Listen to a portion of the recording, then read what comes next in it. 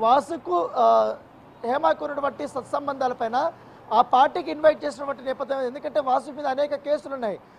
Sex racket మీద కానీ, drugs rocket మీద కానీ, ఆ తర్వాత క్రికెట్ బుకింగ్ చేస్తున్నాడని దీనిపైన కూడా అతనిపైన అనేక ఆరోపణలు ఉన్నాయి, కేసులు కూడా ఉన్న నేపథ్యంలో అలాంటి క్రిమినల్తో మైనటువంటి పీపుల్తో హేమకి ఎలా పరిచయం ఉన్న దానిపై కూడా వారు క్వశ్చన్ చేసే అవకాశాలు ఉన్నాయి. సో మల్టిపుల్ థింగ్స్ ఉన్నాయి కాబట్టి హేమ మస్ట్ అండ్ షుడ్ విచారణకి వెళ్తేనే బాగుంటుంది. లేకపోతే తీగలేకపోతే దొంగ కదులుతున్నట్టుగా ఖచ్చితంగా తర్వాత కష్టాలు మొదలవుతాయంటూ కూడా వారు పోలీస్ ఆఫీసర్స్ వారు చెప్తున్నారు. ఇప్పుడు ఇదివరకే అసలు నేను పార్టీలో పాల్గొనలేదనేసి కూడా డైవర్ట్ చేయడానికి చాలా ప్రయత్నాలు చేసింది. తర్వాత కూడా హేమకి సపోర్ట్ చేస్తున్నట్టు కొంతమంది అయితే కావాలని హేమ పేరు బయటకు రానియకుండా వేరే వాళ్ళ పేర్లు పెట్టి అందులో డైవర్ట్ చేద్దామనేసి కూడా చాలా ప్రయత్నించారంటూ కూడా ఇటు సిసిబి పోలీసులు వారు చెప్తున్నారు. అయితే ఇవేమి ఆటలు సాగలేదు. ఆమె పార్టీకి హాజరైంది, మస్ట్ అండ్ షుడ్గా విచారణ హాజరు కావాలంటేనే వారు చెప్తున్నటువంటి నేపథ్యం. అయితే మీడియా పర్సన్స్ హేమాని ప్రశ్నించినప్పటికీ ఆమె టచ్లోకి వెళ్ళినప్పటికీ నాకు ఎటువంటి నోటీసులు రాలేదు అన్న టైప్లో ఆమె చెప్తున్నట్టుగా మనకు సమాచారం ఉంది. రత్న చెప్పండి. రైట్ రానా, అయితే ఇంతకు ముందు చూస్తే అసలు నేను ఆ పార్టీకే వెళ్ళలేదని చెప్పి ఒక వీడియో రిలీజ్ చేసి అందరినీ డైవర్ట్ చేసే ప్రయత్నం అయితే చేశారు హేమ. దాని తర్వాత మీరు చెప్పిన దాని ప్రకారం చూస్తే వెళ్ళాను, జస్ట్ బర్త్డే పార్టీ వరకే ఉండి వచ్చేసాను అని చెప్పడం కూడా చూస్తున్నాం. సరే, ఏదేమైనప్పటికీ ఇప్పుడు విచారణకైతే రావాలని చెప్పి బెంగళూరు పోలీసులు ఆమెని పిలిచిన నేపథ్యంలో ఒకవేళ విచారణకు వెళ్ళకపోతే ఎటువంటి చర్యలు ఉండనున్నాయి? ఖచ్చితంగా అరెస్ట్ వారెంట్ ఉండే అవకాశాలు ఎక్కువగా ఉన్నాయి. ఎందుకంటే డ్రగ్స్ కేసులో చాలా సీరియస్గా ఉంది కర్ణాటక గవర్నమెంట్. ఎందుకంటే దాదాపు 150 మంది దాకా కూడా పార్టీలో పాల్గొన్నారంటే 80 మందికి డ్రగ్స్ టెస్ట్లో పాజిటివ్ వచ్చింది. సో అంత పెద్ద కేసుని వాళ్ళంత ఈజీగా వదులుకోలేరు. ఇప్పటికే టాప్ మోస్ట్ డ్రగ్స్ పెడ్లర్స్ని కూడా అరెస్ట్ చేశారు. ఈ కేసులో నిగ్గు తెలిసేసినటువంటి నిజాలు చాలా వరకు ఉన్నాయి.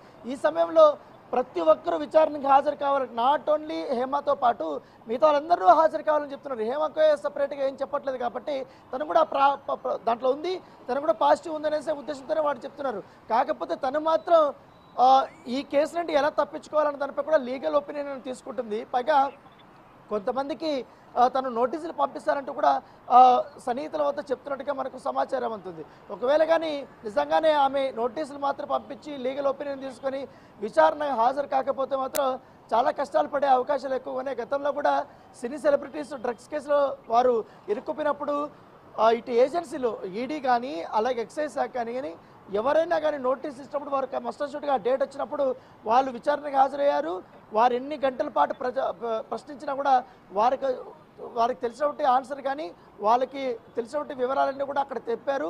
తర్వాత వారు బయటకు వచ్చారు, క్లీన్ చిట్ తీసుకొచ్చేటువంటి సందర్భాలు ఎన్నో ఉన్నాయి. తర్వాత కొంతమంది కన్జ్యూమర్స్గా ఉన్నప్పుడు కౌన్సిలింగ్ కూడా వెళ్ళినటువంటి సందర్భాలు ఉన్నాయి. సో అదే కోవా కూడా ఉంటుంది కాబట్టి హేమ ఎందుకు ఇట్లా తప్పించుకునే తిరిగిన టైప్లో ఆమె వ్యవహరిస్తుందంటూ కూడా వారు చెప్తున్నారు. కాకపోతే లీగల్ ఒపీనియన్ తీసుకున్నప్పుడు కానీ అలాంటి విచారణకి ఎలా ఎదుర్కోవాలన్న దానిపై కూడా లీగల్ ఒపీనియన్ తీసుకుంటే మంచిది అనేసి కూడా కొంతమంది చెప్తున్నారు. కాకపోతే మస్ట్ అండ్ షుడ్గా మనకున్నటువంటి ఇన్ఫర్మేషన్ ప్రకారం హేమ అయితే వెళ్ళే అవకాశాలు ఉన్నాయి. రేపు కానీ ఇవాళ కానీ వెళ్ళే అవకాశం ఉంది. విచారణ ఎదుర్కొనే అవకాశాలు ఎక్కువగా కనపడుతున్నాయి.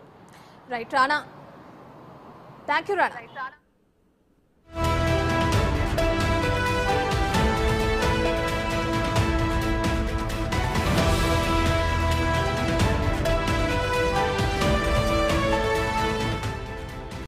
రైట్, ఇక బులెటిన్ లో మరో బ్రేకింగ్ న్యూస్ చూస్తున్నాం. బెంగళూరు రేవ్ పార్టీలో పోలీసులు దూకుడు పెంచారు.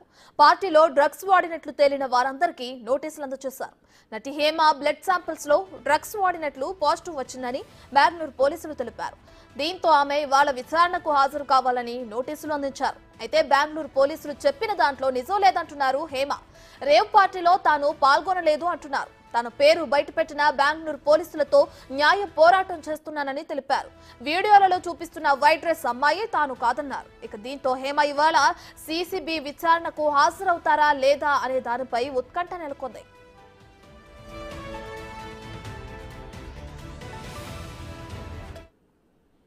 రైట్, ఇదే అంశానికి సంబంధించి మరింత సమాచారాన్ని మా ప్రతినిధి రాణా లైవ్ లో అందిస్తారు.